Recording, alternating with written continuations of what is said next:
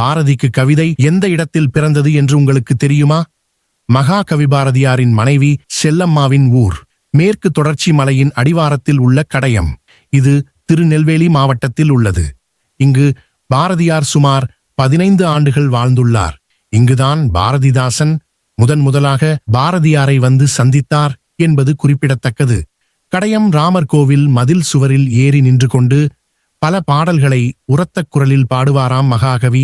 காக்கை குருவி, எங்கள் ஜாதி, நெஞ்சு பொறுக்குதில்லையே முதலிய சாகாவரம் பெற்ற பாடல்கள் இங்கேதான் பிறந்தனவாம். இங்கே உள்ள கல்யாண தீர்த்த மலை எருவியில் குளித்தவாறே பாடியதுதான் நிற்பதுவே நடப்பதுவே என்ற பாடல்.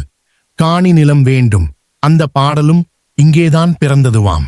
நேயர்களே, எங்கள் பதிவு உங்களுக்கு உடனுக்குடன் வர எங்கள் சேனலை சப்ஸ்கிரைப் செய்து பக்கத்தில் உள்ள பெல் பட்டனை கிளிக் செய்து கொள்ளுங்கள்.